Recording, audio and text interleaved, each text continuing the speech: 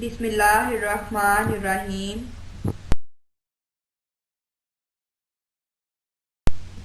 السلام علیکم، امید ہے آپ سب خیریت سے ہوں گے۔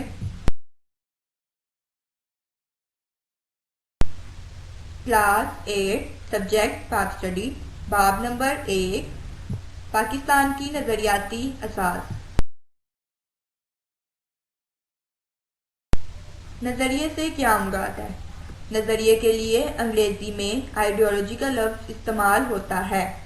معنی کے لحاظ سے نظریے سے مراد سوچ یا مقصد ہے، جبکہ اصطلاحی معنوں میں نظریے سے مراد ایسا ضابطہ یا پروگرام ہے جس کی بنیاد فلسفہ و تفکر پر رکھی گئی ہو اور انسانی زندگی کے مختلف پہلوؤں مثلاً سیاسی، معاشرتی اور تہذیبی مسائل کے حل کے لیے کوئی لائحہ عمل بنایا گیا ہو۔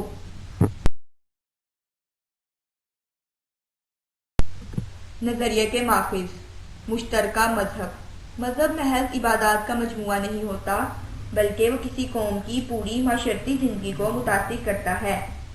19ویں صدی میں کئی ہندو تحریکوں مثلاً آریہ سماج اور برہمو سماج وغیرہ نے جنم لیا۔ آریہ سماج کے بانی نے شدھی کے نام سے ایک پروگرام شروع کیا جس کا مقصد غیر ہندوؤں کو زبردستی ہندو بنانا تھا۔ برہمو سماج کے بانی نے بھی مسلمانوں کے خلاف کئی تقاریر کی۔ مشترکہ سیاسی مقاصد۔ مشترکہ سیاسی مقاصد کی بدولت دنیا کی کئی اقوام نے اپنی آزادی کی جدوجہد کی۔ انگریزوں کی آمد سے پہلے برصغیر پاک و ہند میں جمہوریت کا تصور ابھرا، جس میں حکومتی نمائندوں کا انتخاب ووٹ کے ذریعے عمل میں آنا تھا۔ آبادی کے لحاظ سے مسلمان برصغیر پاک و ہند میں اقلیت میں تھے، لہذا حکومت میں مسلمانوں کا حصہ بھی تھوڑا تھا۔ نئے سیاسی نظام نے جو شعور دیا، اس کی وجہ سے مسلمانوں کا تشخص ابھرنے لگا۔ مشترکہ تعلیمی مقاصد۔ مشترکہ تعلیمی مقاصد بھی کسی قوم کے نظریے کے ماخذ ہوتے ہیں۔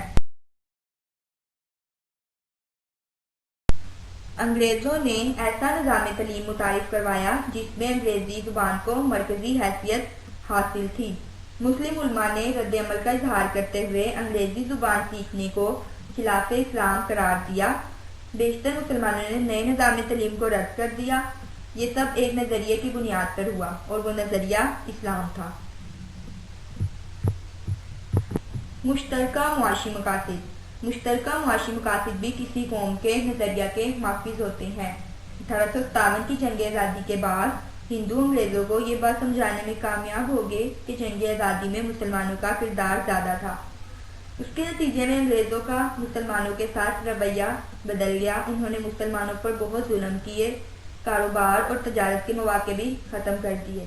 ان تمام وجوہات کی بنا پر مسلمانوں کے لیے کاروبار اور تجارت کے مواقع ختم ہو گئے، لیکن انہوں نے اپنے نظریے کو نہ چھوڑا۔ مشترکہ ثقافتی مقاصد۔ مشترکہ ثقافتی مقاصد کی بنیاد بھی کس قوم کا نظریہ جنم لیتا ہے۔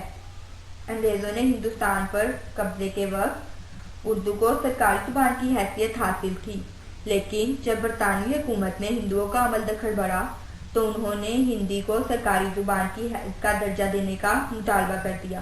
مسلمانوں کو ہندی پڑھنے لکھنے پر عبور حاصل نہ تھا۔ ہندوؤں کے اس عمل نے مسلمانوں کو یہ سوچنے پر مجبور کر دیا کہ وہ متحدہ ہندوستان میں اپنے تشخص کو برقرار نہیں رکھ سکیں گے۔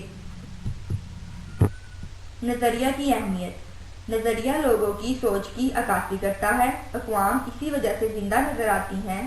نظریہ انسان کے ایک دوسرے کے ساتھ قومی حقوق و فرائض کی وضاحت کرتا ہے۔ نظریہ قوم کو متحد رکھنے میں مددگار ثابت ہوتا ہے۔ نظریہ مقاصد کے حصول کے لیے ہر قسم کی مشکلات کا مقابلہ کرنے کی طاقت بخشتا ہے۔ نظریہ مقاصد کے حصول کے لیے جدوجہد کا جذبہ پیدا کرتا ہے اور مقصد کے حصول کو یقینی بناتا ہے۔ نظریہ انقلاب کو جنم دیتا ہے اور اس کی وجہ سے نئی راہیں نکلتی ہیں۔ لہٰذا ہم کہہ سکتے ہیں کہ ہر نظریہ کے پس پردہ تاریخ، روایات، رسم و رواج، مزاج، نفسیات اور مذہب جیسے عناصر شامل ہوتے ہیں۔ یہی عناصر کسی بھی نظریے کی اہمیت کو اجاگر کرتے ہیں۔ نظریہ پاکستان کا مفہوم۔ اسلامی نظریہ حیات نظریہ پاکستان کی بنیاد ہے۔ نظریہ پاکستان سے مراد برصغیر جنوبی ایشیا کے تاریخی حوالوں سے مسلمانوں کا یہ شعور تھا کہ وہ اسلامی نظریہ حیات کی بنیاد پر دوسری اقوام سے مختلف ہیں۔ پاکستان کا قیام ایک نظریے کے تحت عمل میں آیا جو نظریہ پاکستان کہلاتا ہے۔ نظریہ پاکستان کی حیثیت پاکستان کے وجود میں روح کی طرح ہے جس کے بغیر پاکستان کے قیام کا کوئی تصور نہیں کر سکتا۔ نظریہ پاکستان کی تعریف یوں بھی کی جا سکتی ہے: نظریہ پاکستان وہ نظریاتی بنیاد ہے جس کے تحت برصغیر کے مسلمانوں نے اپنی شناخت، حقوق، علیحدہ وطن اور قومی فلاح و بہبود کے لیے جدوجہد کی۔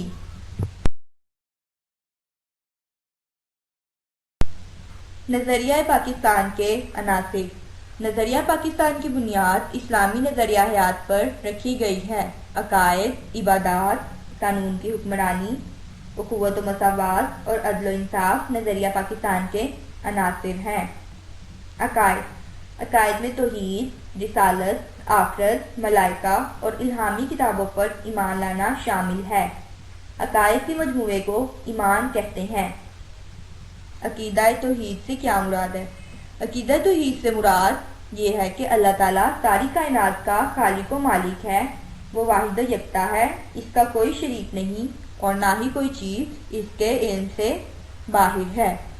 عقیدہ رسالت کا مطلب تمام رسولوں پر ایمان لانا دائرہ اسلام میں آنے کے لیے لازم ہے کہ رسالت کو دل و جان سے تسلیم کیا جائے اور کسی اعتبار سے بھی اس میں شک و شبہ نہ کیا جائے۔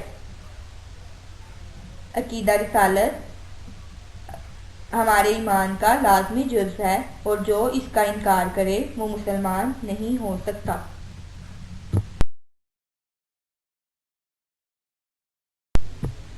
عبادات، ارکان اسلام۔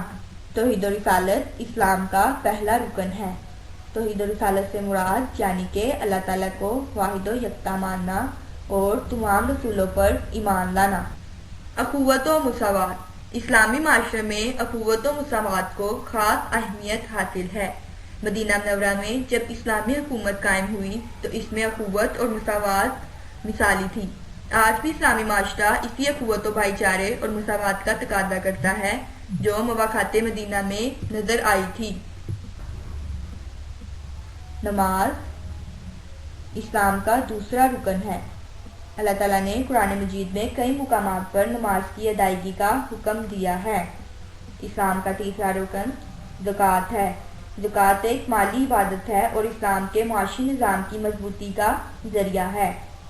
اسلام کا چوتھا رکن روزہ ہے۔ تمام عبادات کی طرح روزہ بھی فرض کا بہترین اظہار ہے اور بندے اور اللہ تعالیٰ کے درمیان قربت کا ذریعہ ہے۔ حج اسلام کا پانچواں رکن ہے جو صاحب استطاعت لوگوں پر فرض ہے۔ قانون کی حکمرانی اسلام کے نظام کی اہم خوبی ہے۔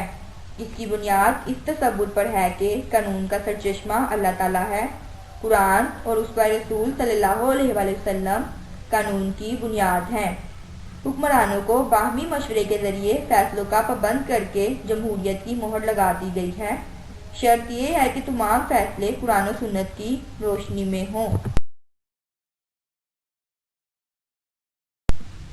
اخوت اس بات کا درس دیتی ہے کہ آپس میں برادرانہ تعلقات قائم ہونے چاہیے تاکہ کسی کے حقوق چھینے نہ جا سکے اور نہ ہی کوئی کمزور پر ظلم کرے۔ اسلام تو نام ہی مساوات کا ہے۔ اللہ تعالیٰ کے نزدیک کوئی شخص برتر نہیں۔ اگر کوئی بڑا ہے تو اچھے اعمال کی بنا پر بڑا ہو سکتا ہے۔ آپ دیکھ لیں کہ مسجد میں کوئی شخص افضل نہیں ہے، سب ایک امام کے پیچھے کھڑے ہو کر نماز ادا کرتے ہیں۔ اللہ کے حضور کسی کو برتری حاصل نہیں۔ اللہ تعالیٰ نے مساوات نسل انسانی کا درس دیتے ہوئے سورۃ الحجرات میں یوں ارشاد فرمایا ہے: لوگو، ہم نے تم کو ایک مرد اور ایک عورت سے پیدا کیا اور تمہاری قومیں اور قبیلے بنائے تاکہ ایک دوسرے کو شناخت کرو، اور اللہ کے نزدیک تم میں زیادہ عزت والا وہ ہے جو زیادہ پرہیزگار ہے۔ عدل و انصاف کے بغیر کوئی بھی معاشرہ ترقی نہیں کر سکتا، لہذا عدل و انصاف کا تقاضا ہے کہ معاشرہ میں ہر کسی کو اس کا حق ملے۔ جہاں انصاف پر مبنی معاشرہ ہوگا وہاں معاشرے کی دوسری خرابیاں خود بخود ٹھیک ہو جائیں گی، کیونکہ اس طرح کوئی کسی کا حق غصب نہیں کر سکے گا۔ سزا کے خوف سے کوئی بے ایمانی یا ناانصافی کا مرتکب نہ ہوگا۔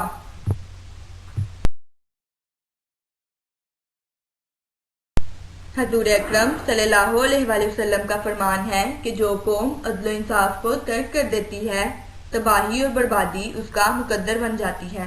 حضور اکرم صلی اللہ علیہ وآلہ وسلم نے عدل و انصاف کی بہت سی مثالیں چھوڑی ہیں جو دنیا کے لیے نمونہ ہیں۔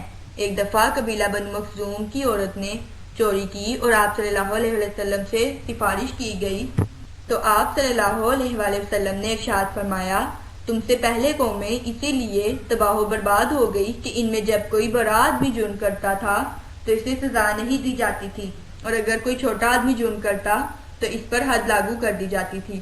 خدا کی قسم اگر فاطمہ بنت محمد صلی اللہ علیہ وآلہ وسلم بھی چوری کرتی تو میں اس کا بھی ہاتھ کاٹ دیتا۔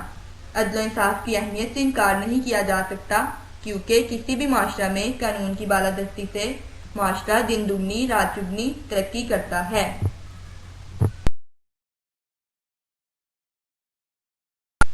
ہندوستان میں مسلمانوں کی معاشی محرومی۔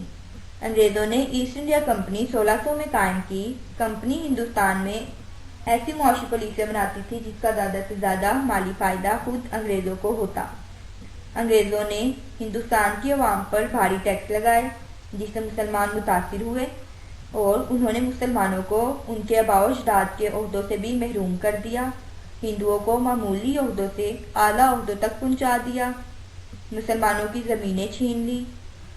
انگریزوں کے دور میں بنگال میں امن و امان کی خرابی کے باعث مناسب زراعت نہ ہونے کی وجہ سے اجناس کی قلت ہو گئی۔ ان علاقوں میں موجود تمام زرعی اور صنعتی ذرائع ناپید ہو گئے۔ ایسٹ انڈیا کمپنی کے نئے ٹیکسوں کے باعث کسانوں پر محصول کی شرح بڑھ گئی۔ اس طرح انگریزوں کے ہاتھوں مقامی زراعت کو سخت نقصان پہنچا۔